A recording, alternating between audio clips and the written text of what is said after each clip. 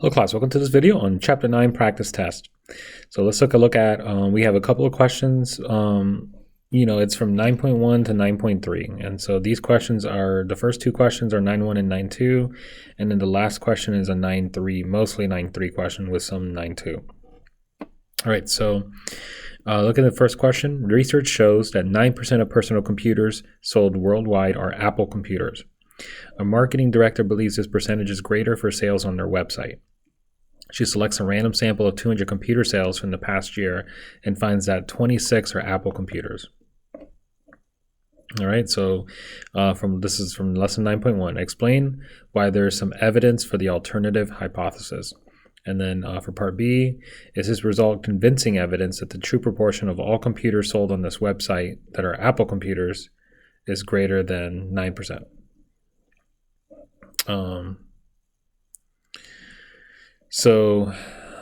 Let's see here. So let's look at the hypothesis statements, and then we can answer this because this is talking about, is there enough evidence for the alternative hypothesis? So first off, let's write down what the alternative hypothesis is. So the first step in a statistical test is state, right? So let's state the hypotheses. So here it says that 9% of personal computers are sold worldwide. So that's proportion. So we're going to say that the proportion is 0.09. And then we're going to say, okay, it says a marketing director believes that it's greater. So we're going to say, okay, so this is greater than. So now we know what the alternative hypothesis is. Do we have evidence for that? Well, let's calculate the p-hat. So we have 26 Apple computers out of 200, right?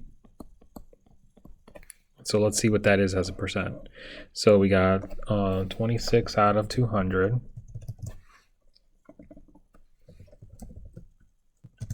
So that's 13%, right? So that's 0.13, which is greater than 0.09. Okay, so there is some evidence for HA, and HA was that it's greater than that. Okay, so yes, we do have some evidence. Now, is it convincing? Let's do the test and find out. So we've stated the hypotheses. Now, what is P? We have to define what P is. So where P, in this case, is the true proportion. In this case, the proportion is of personal computers that are, so the true proportion of personal computers sold worldwide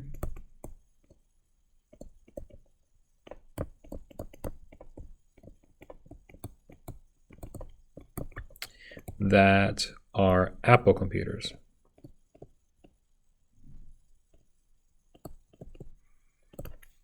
Okay, now they don't give you the level of significance, so we're going to assume that the alpha, the level of significance, is 0.05. Okay.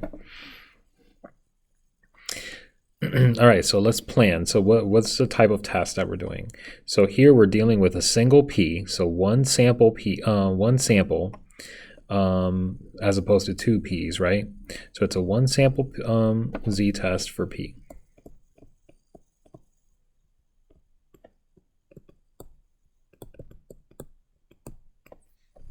Okay, so that's the type of test. So now what are the conditions for that test?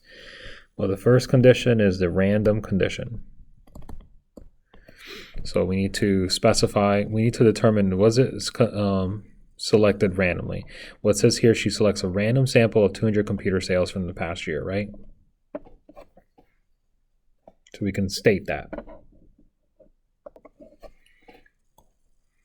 We have computer sales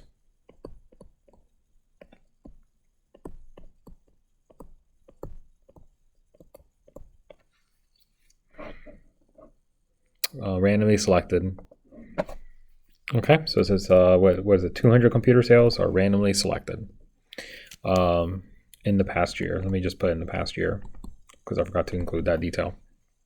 All right, so in the past year, out of all the computer sales in the year, 200 are randomly selected. All right, so now we're looking at the second condition. So the second condition is the 10% condition. All right, so what we're going to say is that the 200 computer sales, we're going to assume that that's less than 10% of all computer sales right? We're going to assume that. So it says here, random sample 200.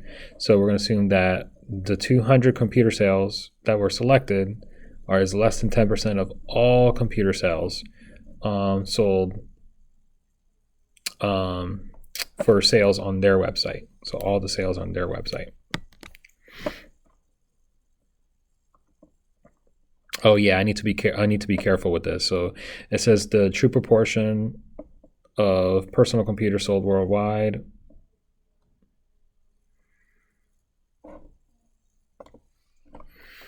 All right, so I'm going to say n is equal to 200 is less than 10% of all. We're going to assume that that's less than 10% of all computers sold. Oops, I need to make a little modification here where P is the true proportion of personal computers sold. Right here it says a random sample from the past year.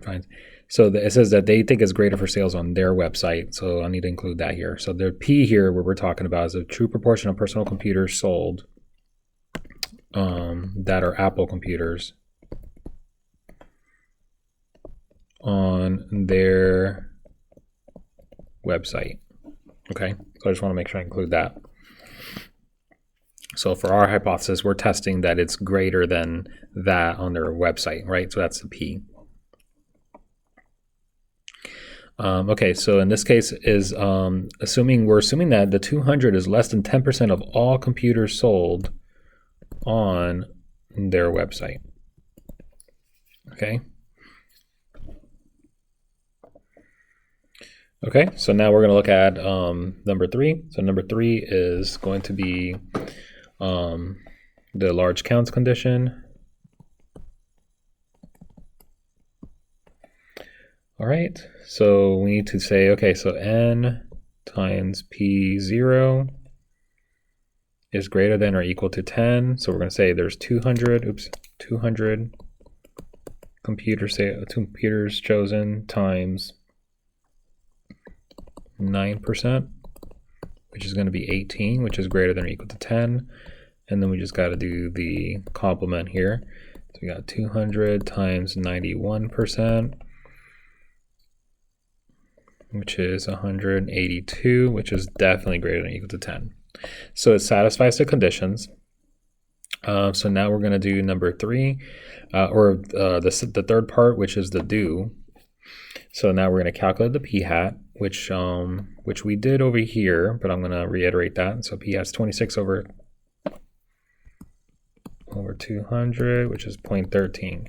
Now we're going to calculate our z, which is p-hat minus p0 divided by square root of n,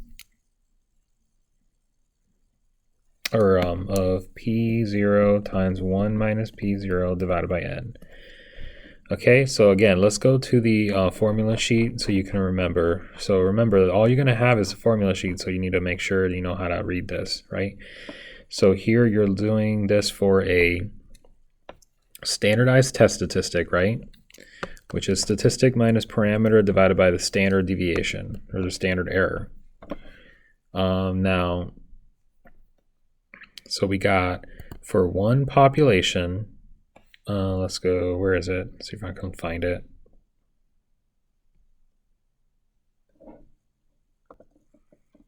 Okay, right here. So for one population, we're doing it for one population of P, right? And we're using this formula right here, the P times 1 minus P. And again, we're doing that because we do not we already have P, and so we don't want to use p-hat, right? So that's why we use this formula right here for the standard deviation, even though this does standard error, right? So we want to keep that in mind. It's a standard error there. But when you go to the formula sheet, it says the standard deviation is a measurement of variability from the theoretical population. Standard error is the estimate of the standard deviation. If the standard deviation of the statistic is assumed to be known, then you should use the standard deviation instead of the standard error. So we're going to say that, okay, we know what P is, so we actually do know what the standard deviation is, right? Because P is known. And it's all P, and then standard deviation is basically just based on P and then the sample size, okay? So that's important to understand. And so that's why in the Z, we have to use that formula, okay? So this is the formula that we use. Okay, statistic minus parameter divided by standard deviation or standard error, but we're going to use standard deviation because we know that. All right, so now that that's out of the way, we got 0.13 minus P0 is 0.09 divided by square root 0.09 times 1 minus 0.09 divided by n. So how many? We had 200. Okay, so let's calculate this real quick. So I'm going to do the top part. It's 0.04 for the top part. I got square root.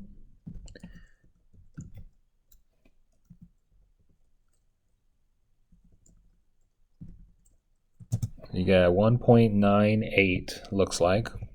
I'm going to say that's a 1.98. All right, and then we're going to mark that on our standardized distribution. This is Z, okay? So we got 1.98. And if you go to our hypothesis, this is a right-tailed test, right? So therefore, we are going to shade on the right side here. Okay, so we got the graph and everything. So now we can find the area. This is going to be the p-value, the area of the shaded region. So now we're going to use the graphing calculator, or we can use the table A, which we'll use both. We're going to use table A and the calculator. But here we see that the lower limit is Z is 1.98. The upper limit is infinity. So we're just going to write 1,000. That's fine, or 10 to the 9th, whatever. And then the mean is 0. The standard deviation, it goes by ones, right? So our standard deviation is 1. Then we can calculate that. And we'll show you how to do this from table A as well. So let's do table A right now. We know that Z is 1.98. So the table gives us the area to the left. So we just got to make sure we subtract from 1. Okay, so the probability that Z is greater than 1.98 is equal to 1 minus the probability that it's less than. So I'm going to do 1 minus, and I'm going to look this up on the table. So 1.98, let's see what that is. Okay, so there's a formula sheet. This is the table. So we got 1.98. Z is 1.98. So that looks like 0.9761. 0.9761.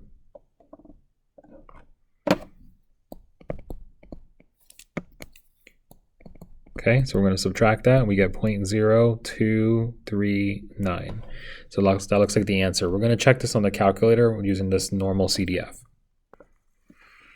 All right, so here we got the graphing calculator. So we're going to go to second vars, and then we're going to go to normal CDF, number 2. So we got to do 1.98 for the Z. We got 1,000. 0 and 1. Okay, so 0.0239. All right, so that is really close to what we got there. And so actually, it actually does round to what we got there, so 0.0239. Okay, now we're going to also show you this with the one prop Z test to make sure you understand how to do that. Okay, let's show you how to do this on the one prop Z test. So we got to go to stat, then we're going to go to tests, and then we're going to go to one prop Z test. All right, looks like we got a right-sided test, so I'm going to do that. The P, this is the null value, right? So the null value is 0.09. X0, I'm trying to remember what that was. Let's see. So yeah, it was 26 computers out of 200. And then that's it. And we're going to calculate it. And it gives us the 1.98 for the z. It gives us the p-value 0.024. We got 0.0239 if you recall. And there's your p hat, which is 0.13, and n equals 200. So definitely useful to do the one prop z test. Now, you can remember that if you're going to go full calculator, I would suggest you need to include the z-score, you need to include the p-value for the do stage, all right? So you make sure you include that in the do stage. So it's great to do a one prop z test, however, on the calculator, but on the test, I'm gonna want you to show work, okay? So you can support this. All right. Okay, so let's look at, now that we got the do stage, let's do the conclude stage. So we have to compare this to alpha, right? So 0.0239, our alpha was 0.05, we assume, okay? So we're gonna say, since the p-value of 0.0239 is less than alpha equals 0.05,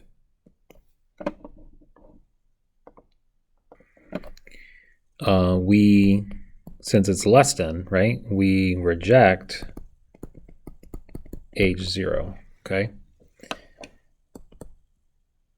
There is convincing evidence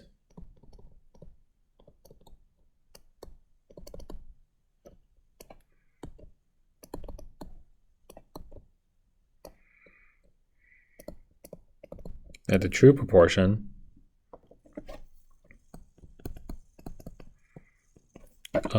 of all computers sold on this website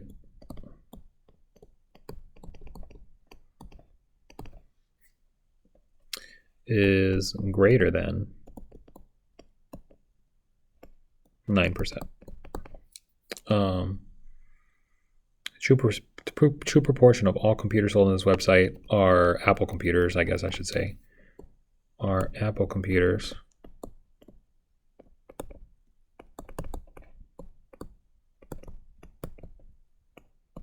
greater than 9%. Okay, so let's look at the interpret the p-value. So now we're going to interpret the p-value. Remember, when you interpret p-value, you have to include a couple of things. You have to include assuming that HO is true. So you have to assume that the null hypothesis is true. Assuming that the null hypothesis is true, then you say, okay, then the probability that you get a particular statistic of a value of as strong or stronger than that value is, whatever the p-value is, okay? Okay, so let's go ahead and include those two elements. Okay, the first element, assuming H0 is true, and again, H0 is that P is 0.09. So assuming that that's true, there is a 0.029 probability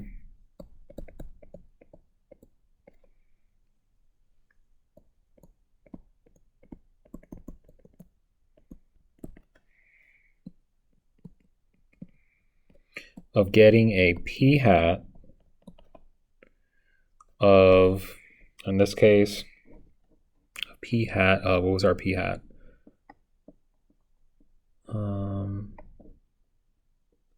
P-hat was 0.13. Getting that p-hat, getting a p-hat value of 0.13 or greater, because we're doing a right-tailed test, as strong or stronger. Okay, so a 0.13 or greater. There's a 0.0239 probability of getting a p-hat of 0.13. So I'm going to underline this part. This part is you need to include or greater. Okay, so or stronger.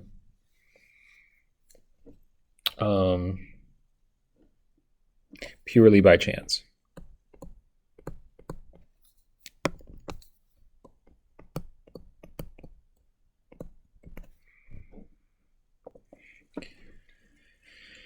Okay, All right, so there you go.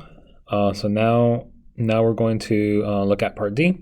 So it's to describe a type 1 error and a type 2 error in the setting and give a possible consequence of each.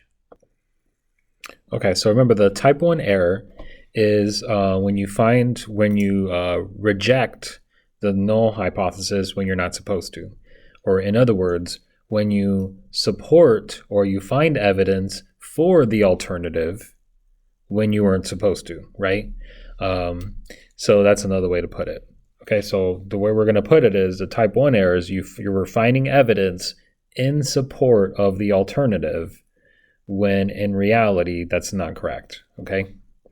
All right, so we're going to say finding convincing evidence that the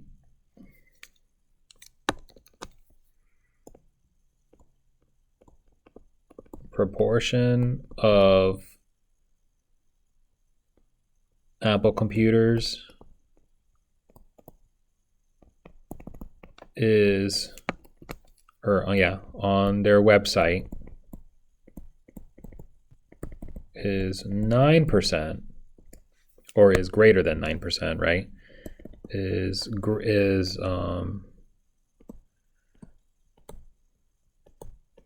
than 9%, when in reality it is at most 9%. All right, and then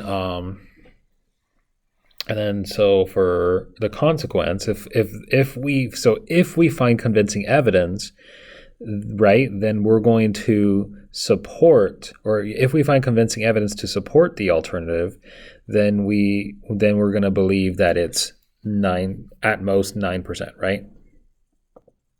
Or sorry, that we're going to believe that it's greater than 9%. So I guess a possible consequence of that, they think it's greater than 9%, then they're going to potentially mislead others, right? So marketing director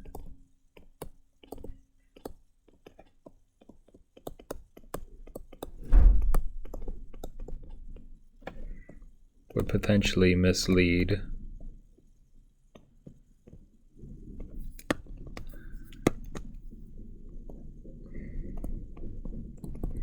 people with Apple sales data.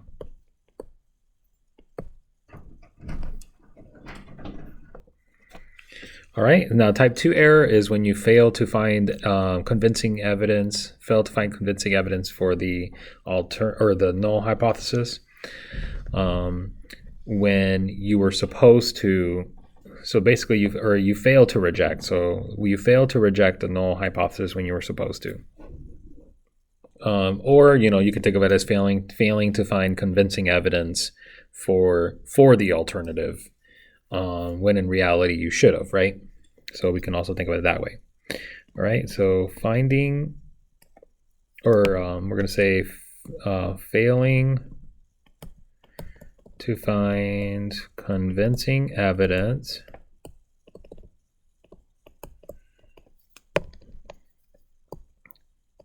that the proportion of Apple computers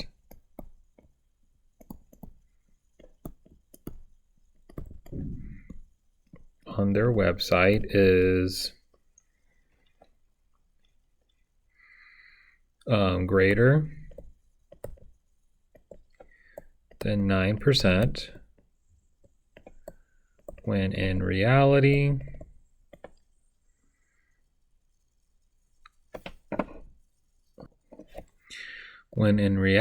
the proportion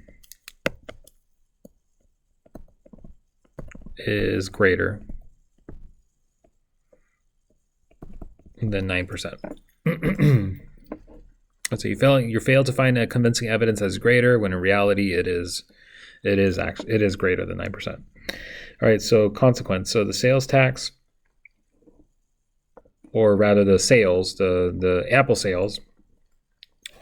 So here they're going to think that the Apple sales, or the proportion of Apple computers here, the marketing director.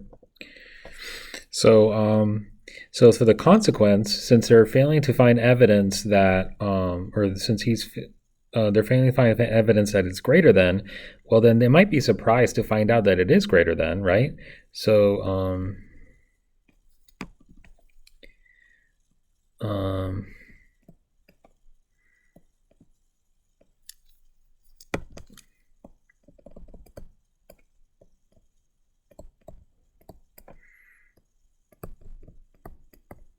so people will be surprised to find that the Apple sales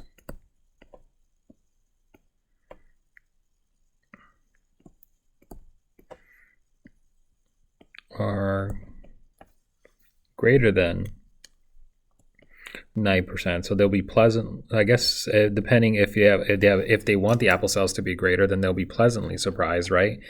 But on the flip side, if they make a type 1 error, then they potentially mislead people with Apple sales data, and which, let me add here, which could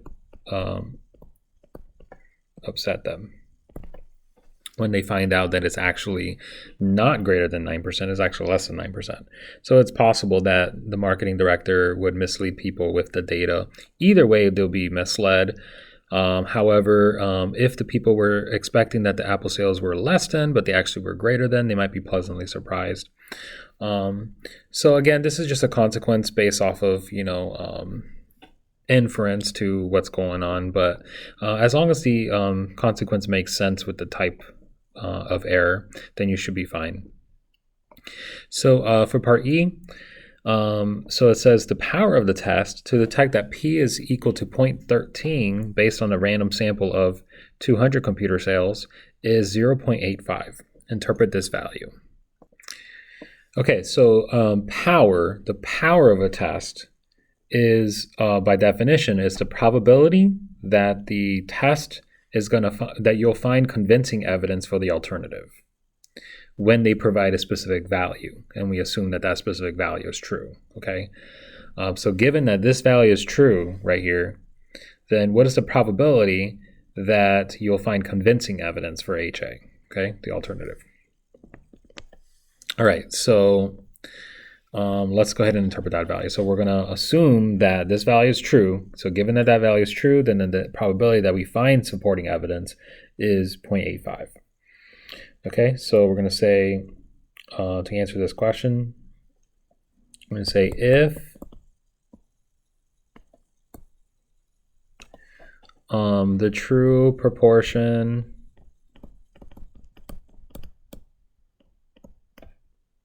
of Apple computer sales is 0.13.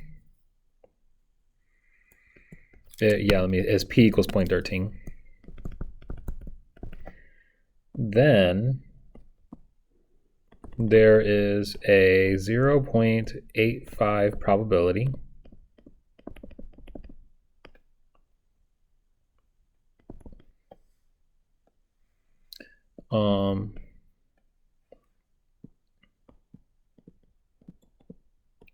that the marketing director will find convincing evidence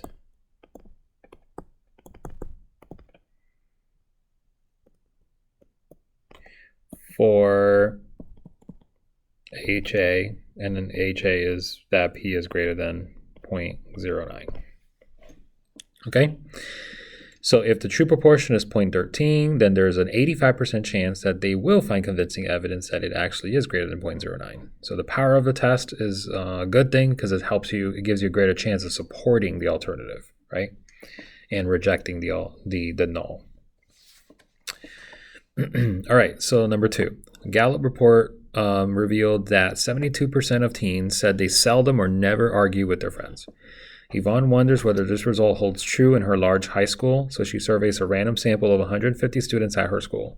She finds that 96 of the students say they rarely or never argue with friends. Explain why there is some evidence for the alternative hypothesis. Okay, so we want to calculate the p hat. Let's do the state, and let's just state the alternative, the null and alternative.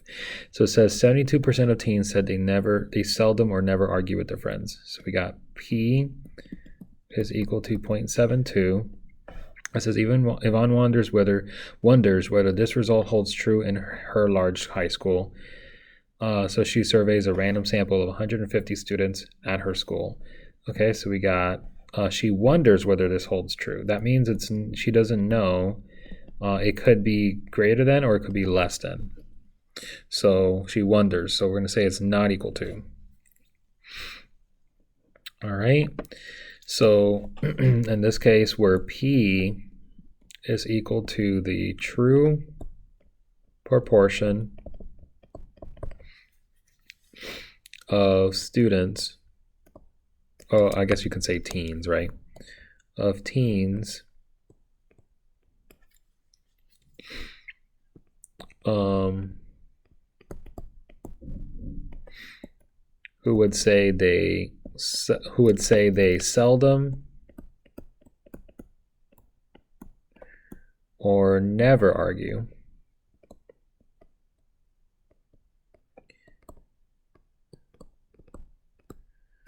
with friends in the high school, or in her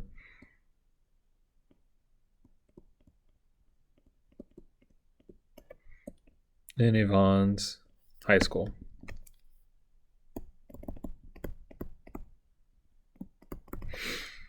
Okay. All right, so we got the P is a true proportion of the teens who say they will seldom or never argue with friends in her high school. And we're going to assume, and it says we want to do this 0.10 significance level. So we're going to do 0.10 for our alpha. We don't have to assume that because they actually told us. All right, so the type of test, we know it's going to be, we only have one sample, and it's a z-test for P. All right, so let's state the conditions. So we got the random condition. Says she surveys a random sample of 150 students. Okay, so we can say that. We can say 150 students randomly selected from a large high school. Okay, and then we got the 10% condition. 10% condition, we can assume that n equals 150 is less than 10% of the population of all students at the school. At the high school. All right, and then the large counts. Okay, so we got, we're going to do n times p0, so we got 150. Oops, let me go ahead and undo that real quick. All right, real quick, I forgot to do part A, so let me just answer part A. I just realized. So the p hat, you got 96 students out of 150. So let's calculate that real quick. 96 out of 150.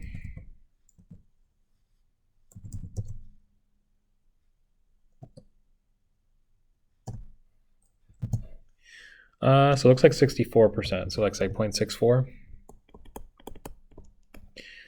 Okay, so which does not equal 2.72, right? So there is some evidence for the alternative hypothesis. Okay, all right, so we forgot to do that, so I'm going to do that. So that's why I wanted to do that there. Okay, so now we're going to do 150 times the null value. The null value for the proportion is 72%. So 0.72 let's get that. So 108 is greater than or equal to 10. And then we got 150 times 0.28 is equal to 72, which is greater than or equal to 10. Or no, not 72, sorry. 42. All right, so satisfies the large counts condition. So now we're going to do the do stage. So we already calculated the p hat. So we did that up here, 96 out of 150 equals 0.64. All right.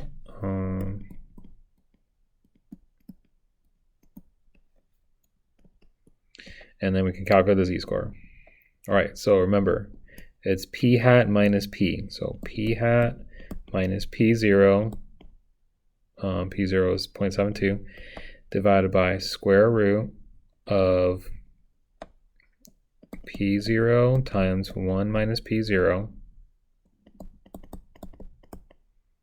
which is just 0.28. So let me just write that as 0.28. Divided by an n, and n is 150.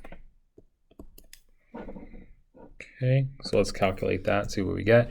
0.64 minus 0.72 is negative 0.08. Divide that by square root, parentheses, 0.72 times 0.28 divided by 150. So we get negative 2.18. All right, so we got negative 2.18 for the z. And it's a two-tailed test. So we got z is negative 2.18 here, so shade to the left, but then we also got the positive version, and then shade to the right. All right, so then in this case, we had to do the normal CDF. We actually had to do 2 times the normal CDF, right? To get the answer. So I'm going to do 2 times the normal CDF. And let's just do it for the left side, the negative side. So negative 1,000. Then we got upper is negative 2.18. So I'm looking at this region right here, okay? And then the mean is 0, standard deviation is 1. So we can calculate that. We can also do table A, and we can look up negative 2.18, and then we can double that. So let's do that real quick.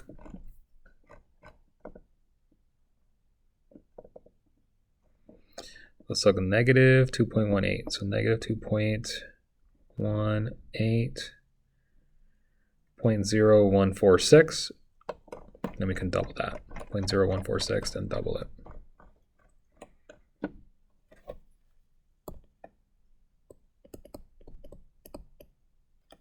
All right, so the probability that z is less than negative 2.18 or z is greater than negative 2.18 is equal to 2 times 0.0146, which is 0.0292.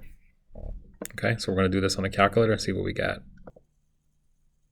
All right, so let's do this. We're going to do 2 times, and then we're going to do the normal CDF. Okay, so we got to hit second vars. Go to normal CDF. This is negative 1,000. This is negative 2.18, 0 and 1. So we got 0.0293. All right, which is pretty darn close to what we got with the table. All right, so we got 0.0293. Now we're going to do the one prob stats to see if it's similar to that. Okay, so let's do let's go to, actually let's do stat. Let me get out of here. So stat, we're going to go to tests, go to one prop z test. So this was 0.72, I believe. It was a two-tailed test. So, and then it was 96 out of 150, if I'm not mistaken. All right, and then yeah, it was a two-tailed test. We're going to do that. All right, let's calculate that. Yeah, 0.02, negative 2.18, it's 0.0291, right? So we got 0.0293, so it's pretty close. Okay, so looks like we did all three ways and we got the same result. Very similar. So now let's conclude. So we're going to say that the p-value, okay, so we're going to say because our p-value of 0.0292 is less than alpha is 0.10. I believe it was 0.10. Let's see. Yeah. Less than alpha is 0.10. We reject our HO. We have convincing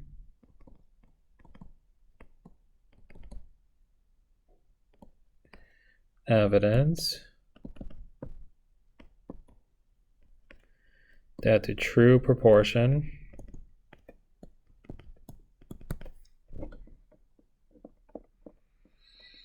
of all teens who would say they seldom or never argue with friends, okay.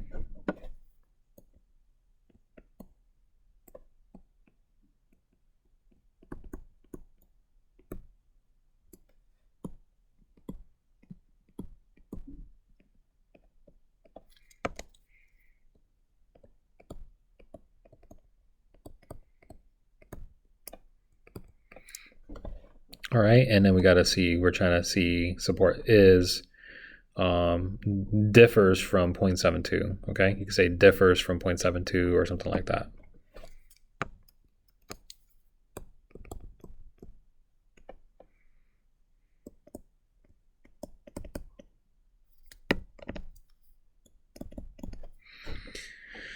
All right, okay, so we got, so now we're gonna interpret the p-value, all right? So remember, the p-value is that you assume that H0 is true, okay? So we wanna keep so let's keep something in mind. Because it's a two-tailed test, that means it could be negative 2.8 or less, or it could be positive 2.818 or more, right, for the statistic. Now, when it comes to the actual, this value right here, so let me just do a basic graph here. We know that in the middle, actually, let me just do it over here. We know that in the middle, we have P is 0.72, right? That's the P0 value, right? And we got 0.64 for my probability, my p hat, okay? We got 0.64. But so that, notice that that is 0.08, right? So it's 0.08 to the left, which means that 0.08 to the right is 0.80. Does that make sense? And so really we have a two-tailed test where we could have just as easily gotten 0.64 as we could have gotten 0.8 because it's the same distance. So we want to say that assuming that the null hypothesis is true, that p is 0.72, the probability of getting 0.64 or less, as well as 0.80 or less, or greater, I'm sorry, 0.80 or greater is, you know, and then whatever we got for the p value. Okay, so if we can combine these two is what I'm trying to say. All right, so to get the p value. Okay, so let's do that. So assuming that H0 is true, meaning that p is 0.72, there is a, and then what was the probability? 0.0292. 0.0292 probability that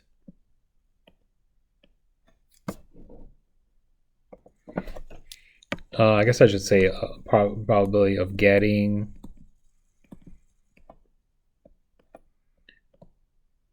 a sample proportion p hat of 0.6, what was it, 0.64 or less as well as 0.80 or more. Okay, so there's a 0.0292 probability of getting a sample proportion of p hat of 0.64 or less, as well as 0.80 or more. So that's something. So something like that. You could say it because we're combining those two. All right, so now lesson 9.1. So this says describe a type 1 error and type 2 error. So let's describe a type 1 error. So type 1 error, we are finding convincing evidence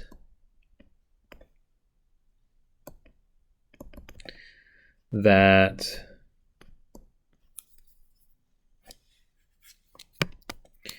the proportion of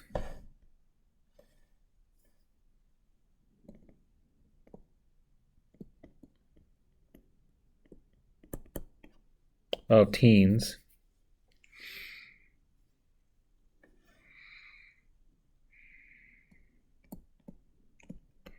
who would seldom or never argue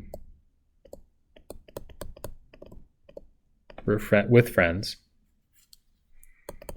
is not 0.72.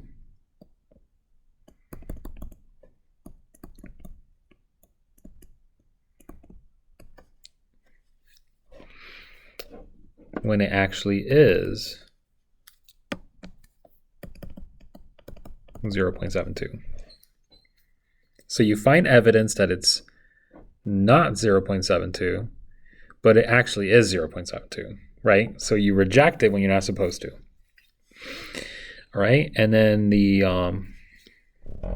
consequence.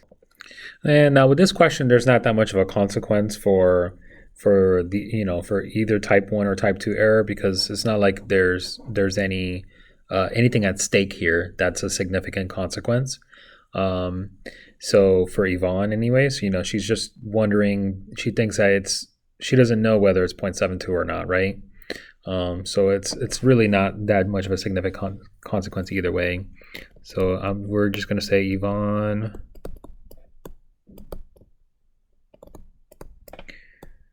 would be surprised to find it was actually 0.72. And then type 2. And then type 2 is, so we're going to say type 2 is finding convincing evidence, or failing, I'm sorry.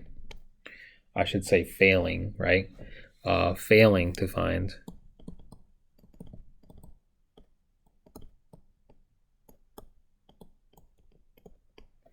convincing evidence that the proportion of teens who would seldom or never argue with friends is not 0.72. So we failed to find evidence that it's not 0.72.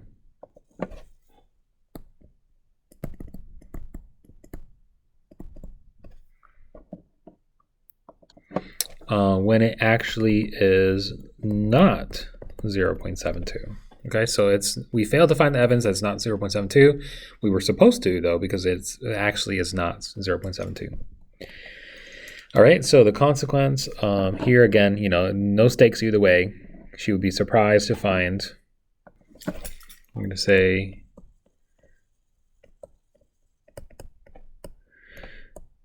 she would be surprised to find it was not 0.72. It was not actually.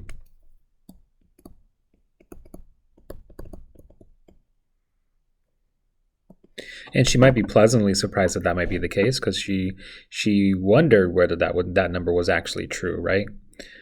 she wondered whether it was true or not. And here we're saying that it actually wasn't. That number actually wasn't true in this situation. All right, so lesson 9.2, the power of the test to detect that P is 0.64.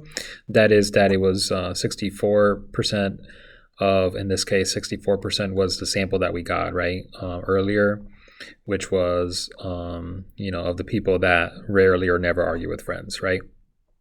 So it says the power of the test to detect that the true value actually is 0.64 based on a random sample of 150 students is 69%. Interpret this value. Okay, so remember, power assumes that, that the null or the alternative is true. So we're going to say if the true proportion of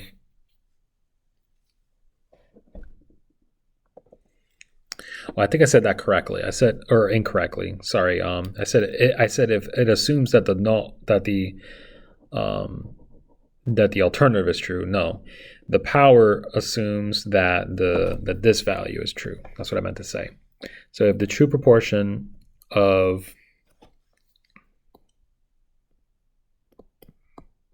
teens who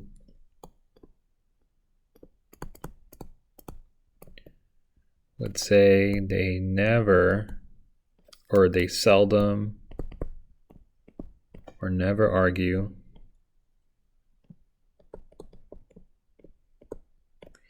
with friends is 0.69 or is 0.64. So if the true proportion were 0.64, right? That's assuming that, then there is a 0.69 probability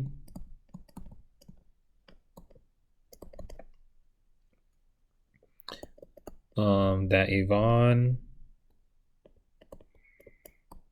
will find convincing evidence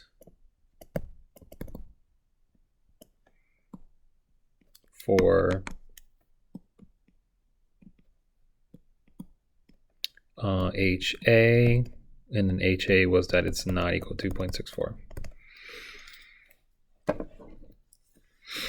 All right. Okay, so let's look at number 3, the last question here. All right, many new products introduced into the market are targeted toward children. The choice behavior of children with regard to new products is of particular interest to companies that design marketing strategies for these products.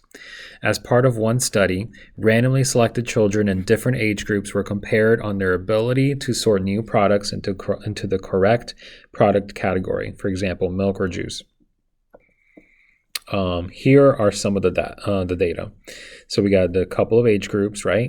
50 4 to 5 year olds, 53 6 to 7 year olds, and then it says 10 sorted correctly, 28 sorted correctly. All right, so researchers want to know if a greater proportion of 6 to 7 year olds can sort correctly than 4 to 5 year olds.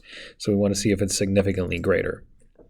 Explain why there is some evidence for the alternative hypothesis. So let's do the part B again, like we usually do with the state part. So here we have two proportions, right? So we have two groups. We're going to call that group 1, group 2. So in that case, P1 is going to be the true proportion of 4 to 5 year olds who can sort correctly. And then P2 is going to be the proportion of all 6 to 7 year olds who can sort correctly, right?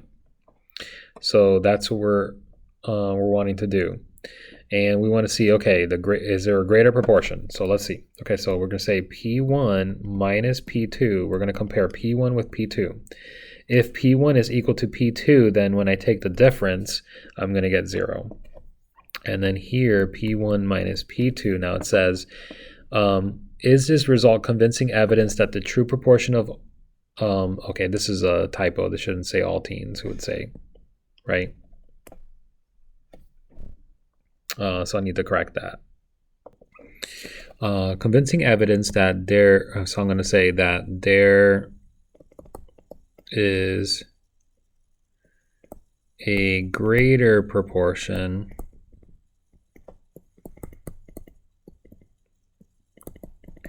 of 6 to 7 year olds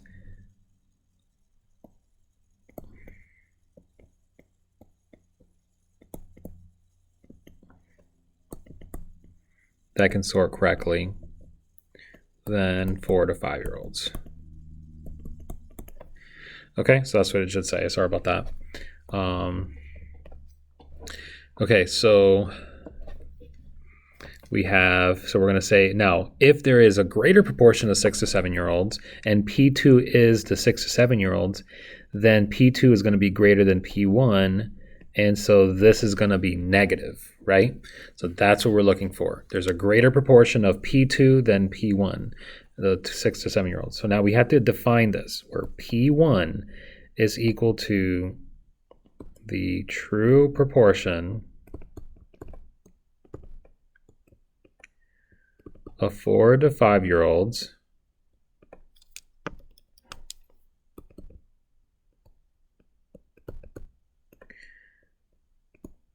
who sort correctly, and P2 equals the true proportion of 6 to 7 year olds who sort correctly. All right, and the assumption, they tell us the alpha here? Actually, they don't, so we can assume alpha is 0.05.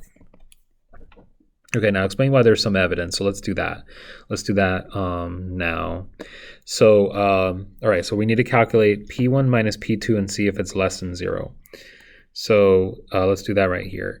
So we got P1, or P hat 1, is equal to 10 over 50, which is 0.20. We have that P hat 2 is 28 over 53. So let's figure out what that is. 28 over 53, which is 0.5283.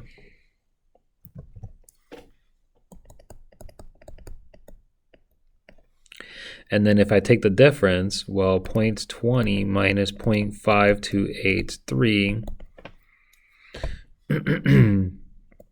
is negative 0.3283, which is less than 0. So there is some evidence for HA. Okay, so we see that it's less than 0 when we take the difference. So that's good. All right, so is there convincing evidence? Let's find out. So we're doing a 2 sample, because we have 2 samples. We have 2 different P's, right? Or 2 samples for P. So 2 sample z-test for P1 minus P2. We're doing the difference in the P's, right? So conditions. So for the conditions, we have the same 3 conditions, right? So we got random. In this case, we had to talk about random for all, for both proportions or both samples. Okay, now it says randomly selected children in different age groups are compared. Okay, so we got randomly selected children. So there you go. There's a random condition right there. Okay. So we're going to say the random condition, we got independent random samples,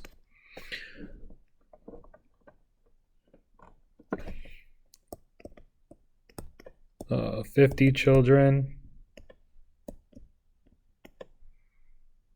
from 4 to 5. Is it 4 to 5? Yeah. 4 to 5 year old age group, and 53 from 5 to 6 year old age group. Okay, so random for those. And then we got the 10% condition. So we need to calculate that. Now, we're assuming that the 50 is less than 10% of all 4 to 5 year olds, and 53 is less than 10% of all 5 to 6 year olds.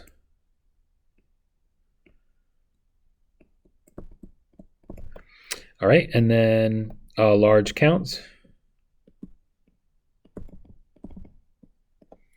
Okay, now this is different. So to do the large counts, you have to calculate the p hat c. Okay, so the pooled or combined p hat. Okay, so we would have to do that. So let me write down what that formula is. So we got p hat c, which is n1 p hat 1, or in this case, actually, let me just do it this way. It's x1 plus x2 divided by n1 plus n2. So that's one way to do it. The number from each thing, the number of successes, or in this case, the number who can sort correctly in both categories divided by the total in both categories. All right, so in this case, we had the total, we had 50 plus 53 total. And out of those, how many could sort correctly? It was 10 plus 28, so we got 10 and 28. Okay, so that's 38 out of 103. So let's see what that is. 38 out of 103, so 0.3689.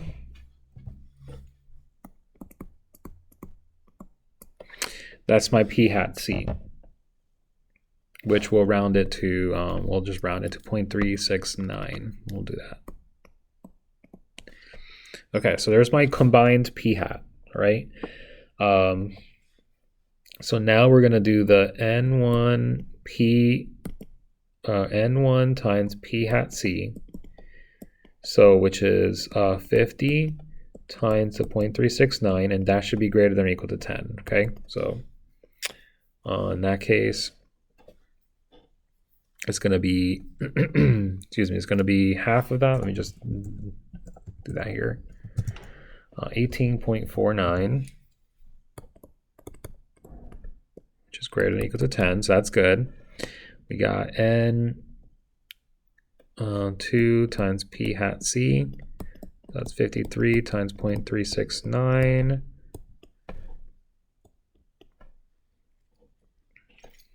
Okay. So 19.557. Of course, greater than or equal to 10. We got n1 times 1 minus p hat c, n2 times 1 minus p hat c. All right, so we got 50 times 1 minus 0.369 is going to be 31.51, around there, which is greater than or equal to 10. And we got 53 times 1 minus 0.369, which is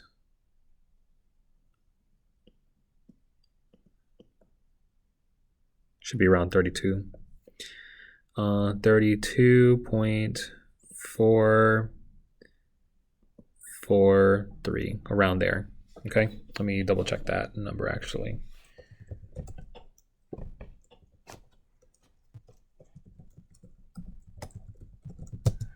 $33.443. Okay, so 33. I feel it. Okay. All right, which is of course greater than or equal to 10. All right, so that's good. So it satisfies all those conditions. So we can go ahead and continue. So then we can do the do. Now it says p hat, but really there should be two. There should be more than that.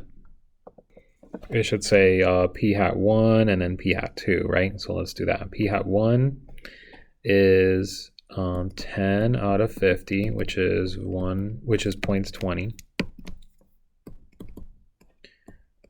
P hat 2 was 28 out of 53, and we said what that was. Yeah, I'm going to round that to 0.528.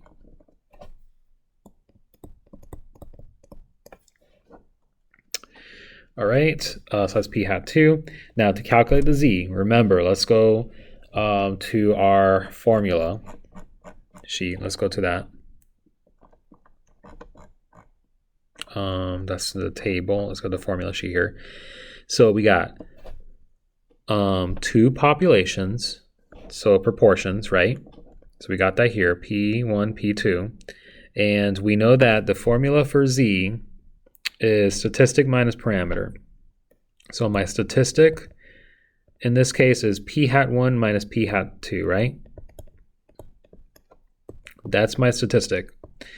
My parameter is P1 minus P2, right? That's my parameter. But we know from the null hypothesis that that's equal to 0, right? So that's the null hypothesis. So we know that this is basically 0, and we know that we just got P hat 1 minus P hat 2. All right, so we got basically that, P hat 1 minus P hat 2 minus 0. And then the standard error, let me just get rid of that now. Now the standard error is a standard deviation, so let's find that. We need to see, we're going to use the standard deviation and not the standard error because we actually know what P1 and P2 are. So we're going to use that formula right there. However, so actually what we're going to do is we're going to use this right here. So we're not going to use this because we're actually not using P1, P2. We're using PC, right? So we're actually going to use. Now, technically, we could use. Or technically, we are using this. Let me just be clear. But P1 and P2 are the same, right? So P1 minus P2 equals 0. That means P1 is equal to P2, right? And so really, we could change this to just P, regular P, right? But then remember, we replaced P with P hat C, right? So we replaced that in place of P. So we're going to be using P hat C here. Okay, so again, if you're using P hat C for the test, well, then you need to use P hat C. So I'm going to be using that formula right there. Okay, and that formula, so we're going to be using this one, which is the same as this one, by the way. Or actually, it's not because this P hat 1 minus P hat 2. So let's just use this one right here. So let's just use that one. Okay, so let's write that one down. Let's go back up to the question.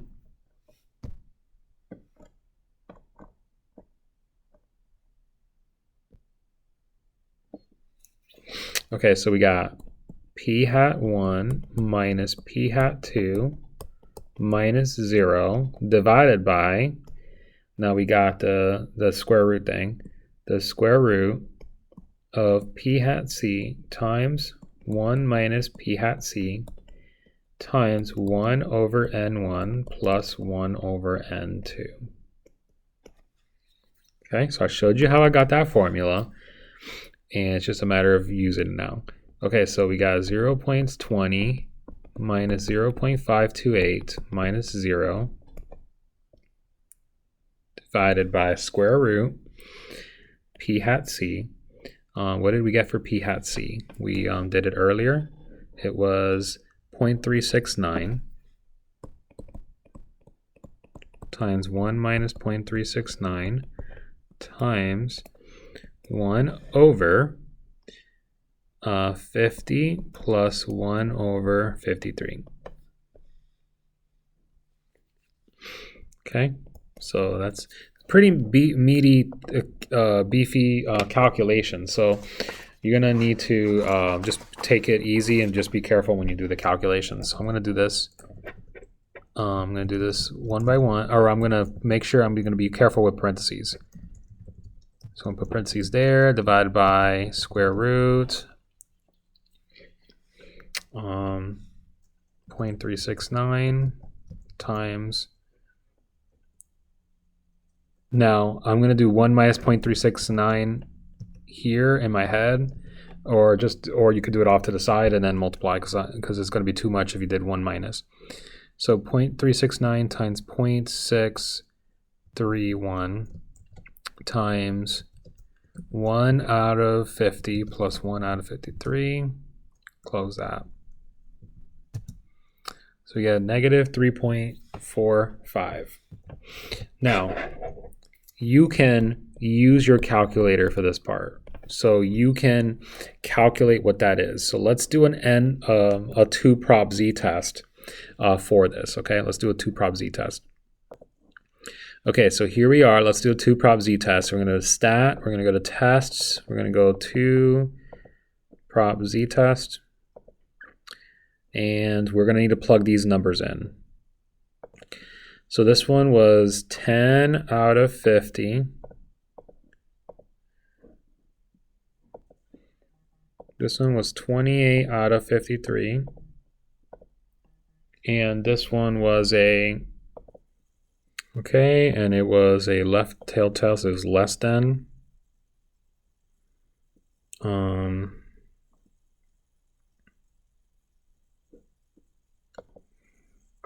Okay, and then we're going to calculate that and see what we get. So the z-score is negative 3.45. All right, good. And we got a really small p-value, right? 2.79 times 10 to the negative 4. Okay, so there you go. So the z is negative 3.45. All right, so we got negative 3.45, and it's a, so we got negative 3.45, shade to the left there. So it's really small p-value. The lower is negative 1,000. The upper is negative 3.45. The mean is 0, standard deviation of 1. And then, of course, we can use a table. But we're going to get that the that this is approximately 0. Okay? When you see this value here, this is scientific notation, 2.79 times 10 to the negative 4th. Let me switch over. Okay, it says 2.79 times 10 to the negative 4th. So let me write that, 2.79 times 10 to the negative 4th. That's what that means, which is 0.000279, which is approximately 0. It's really small, guys. But there's your p-value. Okay, because p-value, which is approximately 0, is less than alpha, we reject H0. There is convincing evidence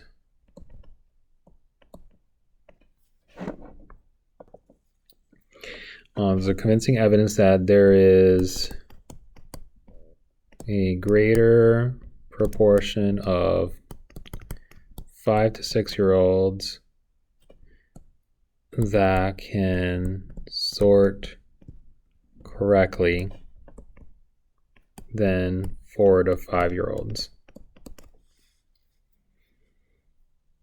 All right, and then interpret the p-value and all that stuff. So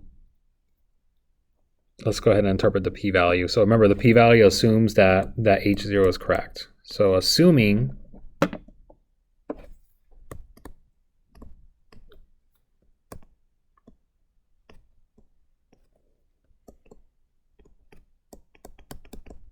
H0 is correct,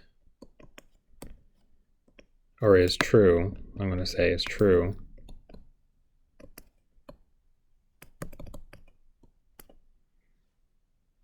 there is a 0.000279, I think it was 0.00279, right? Yeah.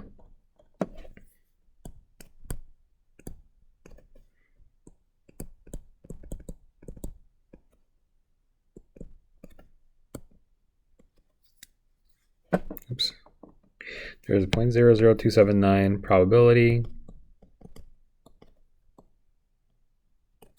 that, I guess I can say of getting a p hat 1 minus p hat 2 of,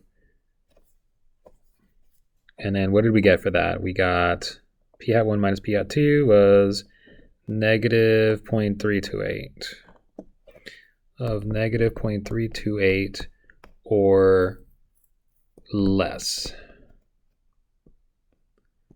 purely by chance.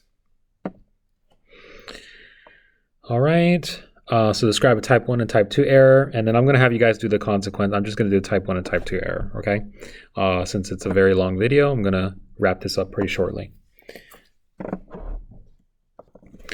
Okay, so I'm going to say finding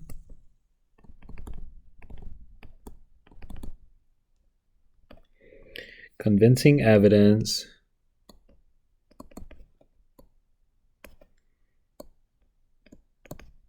that the proportion of 5 to 6-year-olds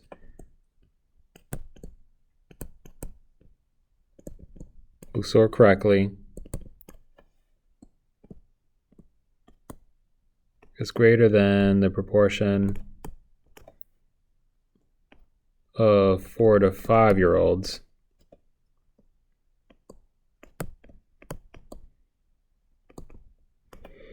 who sort correctly.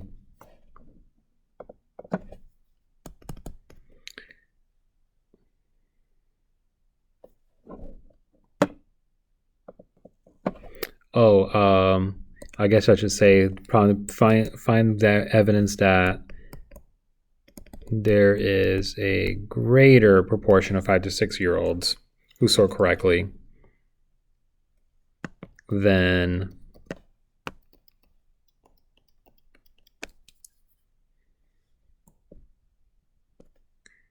four to 5-year-olds. Sorry about that.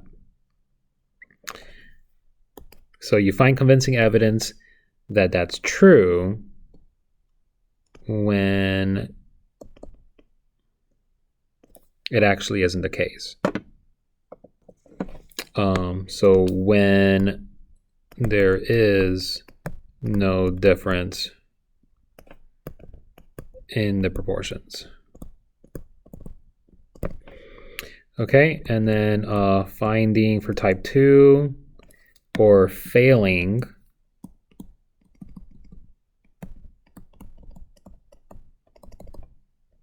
to find evidence that ... you guys will write it, okay? Just because I want to cut this video short. So failing to find evidence that that there's a greater proportion, right, of 5 to 6-year-olds who sort correctly than 4 to 5-year-olds when there is